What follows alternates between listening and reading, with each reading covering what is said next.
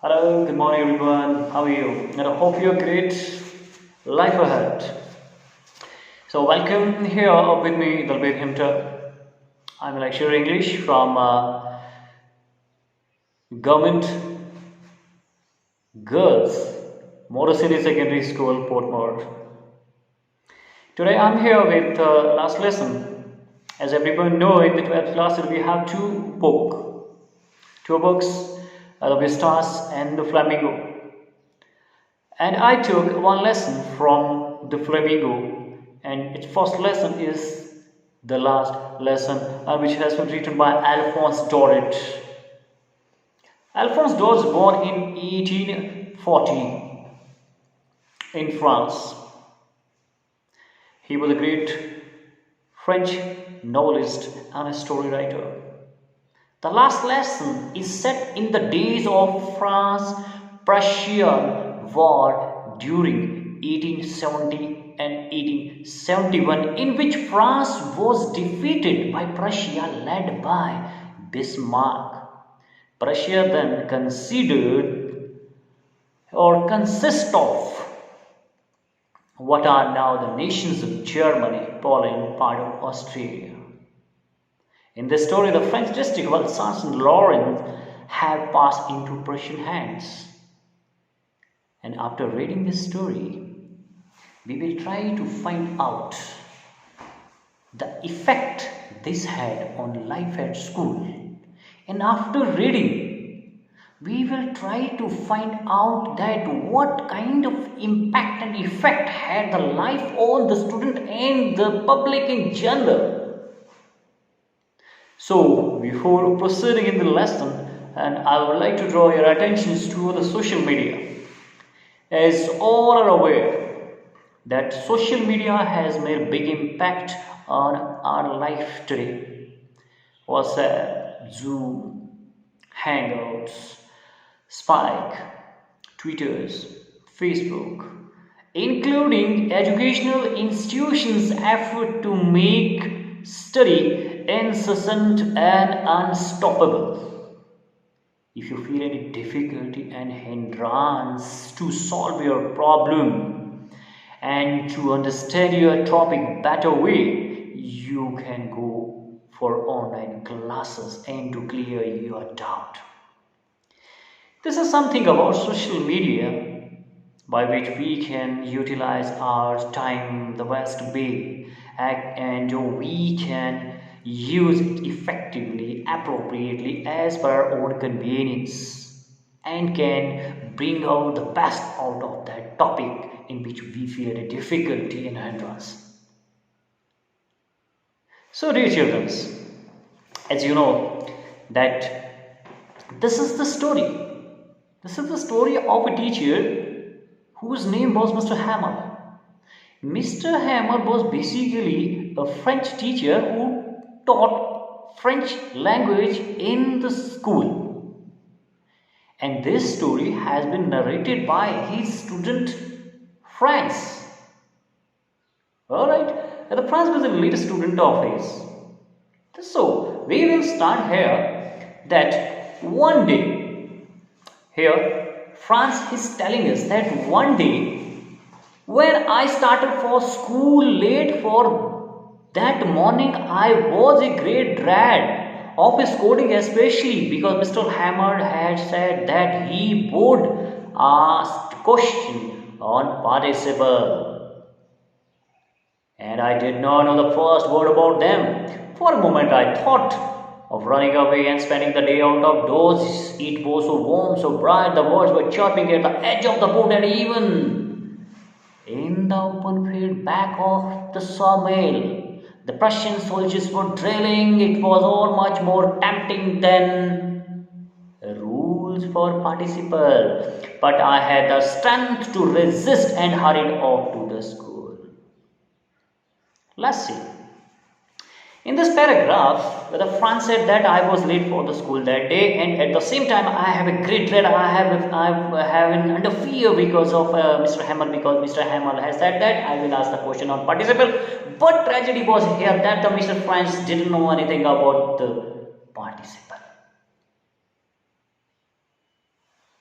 So, for a moment, when he started for the school, for a moment he was thinking that he should stay out of the school because the weather was so fine, warm, bright, and there are the birds chirping at the edge of the jungle. I was sick. Here, he wanted to stay out of the school just to take the joy, just to have fun with the birds chirping, and the weather is so nice, it is so pleasant to have to take fun and to play with different things, and not only that, but also in the open field back of the sawmill, there was the Prussian soldier that who has in the recent past came there. What drilling? It was all tempting, but at the same time, he had a power to oppose. He had the strength to oppose all these things. So he hurried to the school. He started for the school. And when I was passed to town hall, there was a crowd in front of the bulletin. There was a crowd in front of the bulletin board. For the last 2 years, all the bad news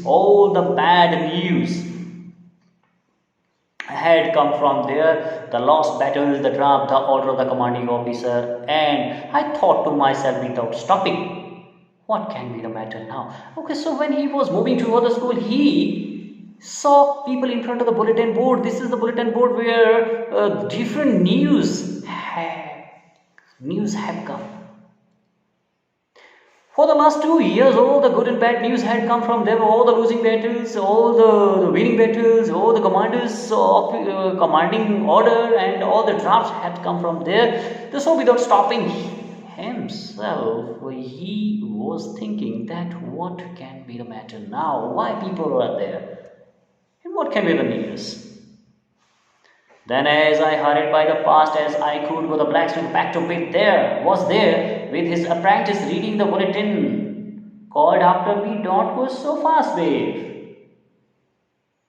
You will get 2 years school in plenty of time.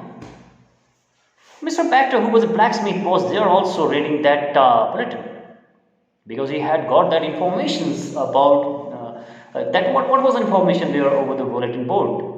He had got it. So from the behind, he said to Franz, don't go so fast. You have plenty of time to reach your school. I thought he was making fun of me and reached Mr. Hammer's little garden all out of breath. We thought I was painting. I was tired. So when I reached the little gardens of Mr. Hammer, usually when school began, there was a great bustle, which could be heard out in the street, opening and closing of the desk. Lessons repeated in unison were loud with our hands over our ears to understand better, and the teacher's great ruler rapping on the table, but now it was all so still. I had counted on the commotion to get into my desk without being seen, but of course that day everything had to be as quiet as Sunday morning. Through the window I saw my classmate was already in their place, and Mr. Hamel was walking up and down with his iron ruler under his arm. I had to open the door and go in before everybody. You can imagine how I blushed and how frightened I was. Usually you have seen it, usually in every school, you have seen that when school begins, a great hustle and bustle can be heard out in the street, and the great, you see, the opening and closing sound the desk can be heard out of the street, and the lesson repeated in unison very loudly by the student to learn it perfectly and appropriately. Say they put up in their hand over the years so that they can learn their lesson properly. That kind of noise can be heard out in the street. Not only that, but also you can hear the rapping rulers of your teacher as well out there. But now it was all still. It seemed like a Sunday morning. When he reached there, through the window he saw his classmate who was already in its place. Mr. Hamel was already in the classroom, walking up and down with his iron ruler under his arm, and he was so much frightening seeing all this. He had to take the ambition to get it and to go before everybody. He was so shy, he was feeling so shy, and he was so scared of this scene. That what will happen now, because everybody is already in the classroom, and there is stillness and silence, and Mr. Hamel is also there in, and now I have to take the permission to go in. But nothing happened. Mr. Hamel saw me and said very kindly, "Go to your place quickly, little Franz. We were beginning without you." What happened here? He was surprised to see that Mr. Hammer didn't say anything. He only said that, "Go to your place quickly, little Franz. We were beginning without you. That we were starting without you. Go, take your seat." I jumped over the bench and sat down at my desk. Take the opportunity of that. I jumped over the bench and sat at my desk. Not till then. Not much time has passed yet. When I had got a little over my fright, although I was in scare till then. But what did I see? Did I see that our teacher had on his beautiful green coat, his frilled shirt, and the little black silk cap all embroidered that he never wore except on inspection and prize days? The first thing that it shocked him that was the stillness and silence of the school, and now he saw that Mr. Hamel had put on his green beautiful suit, which he very rarely put on and wore except inspection and when there is a prize distribution day in the school. Only that time he put on, and that thing also was surprise, making him surprised. And beside, the whole school seemed so solemn and strange. Not only that, whole school, everything was very strange there on the school. But the thing that surprised me most was to see on the back benches that were always empty. One more thing that was surprising him: those benches in the classroom that remained usually and always empty, the village people sitting quietly like ourselves. There was a village people sitting in the class, and in those back benches, they were full. They were the villagers. What they were doing here? Mr. Oldhauser with his three corner hair, the former mayor, the former postmaster, and several other besides. Apart from former postmaster, former mayor, Oldhauser, several people were there. Many people were there in the classroom who has taken and occupied the empty benches. Everybody looked sad. Why they were sad? And also had brought an old primer thumbed at the edge. Oldhauser had brought his old primer, his old book. That was thumbed at the edge. It has become dirty because of continuous turning of those pages when he may have used in his school time. And so it has thumbed at the edge, and he had it open on his knee with his great spectacle lying across the page and over there. Because he has opened this and it has lying over it, and over it he has laid the spectacle. These were something about strange in the school. And while I was wondering all about it all, Mr. Hamble mounted his chair and in the same grave and gentle tone which he made use to me said, my children, this is the last lesson I shall give you." While I was thinking, while these questions were running in my mind, in the meantime Mr. Hamble stood up from his chair in the same grave and serious and profound and gentle tone which he used to us, used to the children. "My children, this is the last lesson I shall give you. Order has come from Berlin to teach German in the schools of Alsace and Lawrence. A new master comes tomorrow. This is your last French lesson. I want you to be very attentive." What a thunderclap these words were to me. Now, hearing these words and hearing these sentence here from the mouth of Mr. Hamel, that this is your last French lesson and I want you to be very attentive today. every question that was arising in his mind and that was running in his mind, why all this strangeness is seeming here in the school, suddenly comes to an end.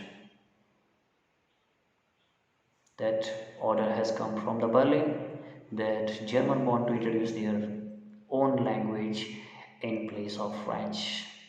For this purpose, a new master is coming tomorrow, so take keen interest in this last lesson and I want your total attention to it. Thank you. Have a great day for the day and we will meet you tomorrow.